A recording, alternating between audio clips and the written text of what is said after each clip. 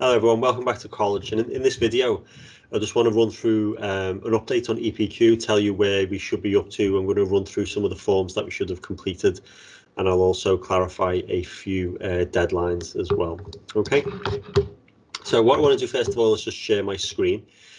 Because most of us are writing dissertations, so most of us should be well on the way to completing them, or at least have a draft or a lot of ideas written down already, because the deadline for that is going to be about the 21st of April, and I'll put those on the screen later on. So whenever you're watching this video, 21st of April is when we expect all of the written work to be complete, except the presentations, which I will talk about a little bit later on. Okay, so hopefully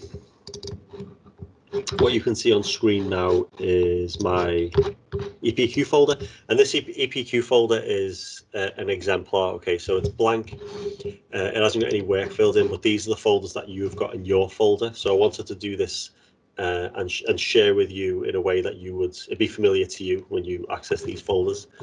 Okay, so if you look on the screen, student declaration, you can ignore that. Task 2, project title approval. That was the first document that we worked on, and it was the first task we completed. That is where you basically generate 3 ideas, and then you sort of explore each one in a little bit of detail, and then you settle on and declare your final project, and then give some insight into why that is, and talk about some aims and things like that. So task 2 should have been completed quite a while ago. If not, you need to get that done straight away.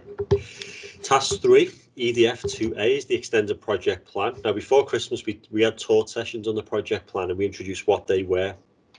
And your task was to create a detailed plan for your project. Now, how detailed that is up to you. Obviously, the more detail, the more specific dates, the more specific targets you put in, the better it's going to be. So you want for your extended project plan, you want as many sort of milestones and targets and as much detail as you can get in there. Now, when we taught the session, we left it up to you. We did show you a program called Project Libra, which is on the college machine, so you can work on that and then just copy and paste. Also, save your project plan and then export it into your task 3 EDF2A folder. Okay, so make sure you've done your project plan, make sure it's detailed, and make sure it contains at least 3 small targets of sort of milestones that you're going to aim to hit. Task 4, or document EDF2B, is a companion piece to the project plan. Now, as we know, EPQ is not about necessarily planning and fully realizing a project. You're being assessed on your ability to plan a project, not just the realization of that project. So it's natural that when you set your plan, things will change. For example, I doubt anyone plans lockdown. So what you can do is, what you don't want to do rather, is change your project plan. That original plan you create is like set in stone. You can't change that. But if some of the deadlines are maybe you're a bit misguided with the deadlines, or a bit over or under optimistic, or for example, there's certain things you wanted to do but you couldn't because of the COVID lockdown, then you can make those notes or make those changes in your changes to the project plan document. So do not amend the original project plan. Instead, if there are any changes, go to folder, task 4, changes to project plan, and put it in here. So for example, let's say today, which is let's check the date, the 8th of March. We come back to college on the 8th of March, and by the 1st of March, I originally had in my plan I was going to interview a teacher on their particular subject specialism.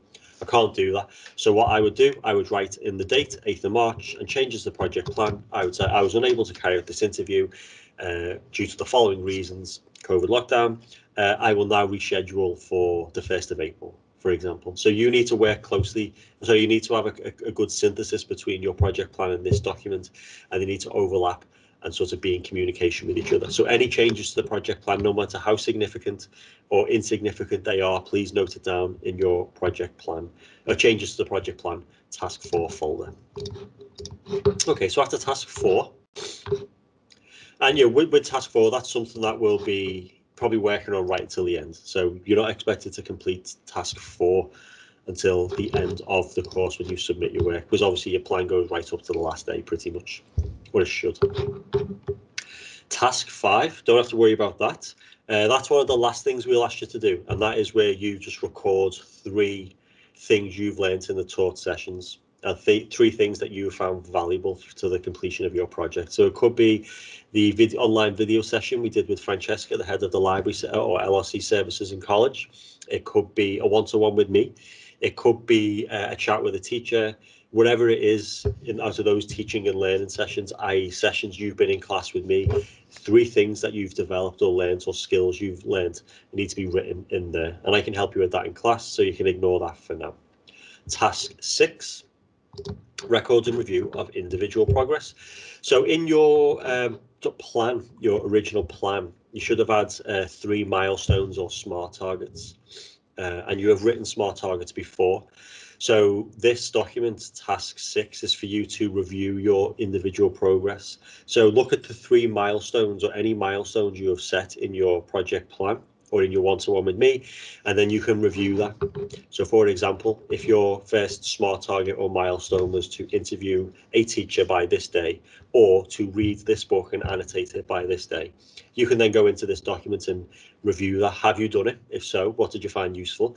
If not, why not? And what are you going to do to improve it? Okay, so all of these tasks have to be completed, and as much detail as possible will benefit your mark, because it will give a clearer view of your project as a whole. Okay. Task 7, this is the final one for now. Task 7 is records of meeting with supervisors. Okay, so when I did my one-to-ones with my students, and I don't know how this is for the other supervisors, but I encouraged the students to record records what we were talking about, and I also made a few notes as well. So those notes that you made and that conversation you had should have been typed up already, and you've all definitely had at least one-to-one. You will definitely have a second. Whether we have a third is up in the air at the moment, but if we don't, it will not impact your mark whatsoever, because obviously we have to sort of work on the fly, and we're not going to fit in a one-to-one just for the sake of it. If it's valuable, we'll do it. So we'll definitely do another one to talk about presentations, but the third one, we can just sort of watch this space. So you would need at least 2 entries into that. And that's it for now. Extended project outcome, task 8, that is where you simply upload your dissertation or evidence of your artifact and your report. For anyone doing an artifact, you do not need to write a dissertation, but you do need to write a 1,500 word report, and I will email you individually. And presentation, please don't think about that yet. That is where you will submit your presentation documents, but we will deal with that next week on our next taught session. So hopefully that has been useful. It's just an overview of where you should be up to, and I just want to run through a few points about the course. Okay, so given the COVID restrictions, it's not really wise to have a group of students in class working when they could be working independently, and that comes from the top of the college management right down to us. Okay, so we've been advised that most, if not all, of the EPQ course needs to be taught outside the college independently. Now, we are allowed taught sessions to get you in, so we are going to have at least 1 taught session. So the plan at the moment, and this will only change, this plan will only change if you get an email of me saying so. If not, these dates will remain in place, and they seem, I think these are the dates, to be honest. Okay, so there's going to be 1 more taught session from your supervisor. So you know what date, you know what session that is. For me, it's a Wednesday morning, Nick, Wednesday afternoon. I think Anita and Jeanette, it's Friday. So you need to remember your time, and you need to be in those lessons. And you're going to have a taught session looking at presentation skills, and that will be on the week of the 17th of April. Okay, so the Monday is the 15th, Tuesday the 16th, Wednesday 17th, Thursday 18th, Friday 19th. That week, the 15th and 19th of April, you are expected in your session. You can only join the lesson via video if you are off with coronavirus symptoms. You can't decide to not come in and be in the video. Okay, the college rules don't operate like that. If you've got coronavirus symptoms and you're isolating because of COVID-19, you join the lesson virtually. If not, you're expected in college. If it's a normal absence, then it's a normal absence. You know, the idea being if you're too sick to attend college, you're probably too sick to attend the online lesson as well. You need to be looking after yourself. Okay, so deadline number 1 is the week of the 15th to the 19th of April. You are expected to be in your EPQ session for a taught session.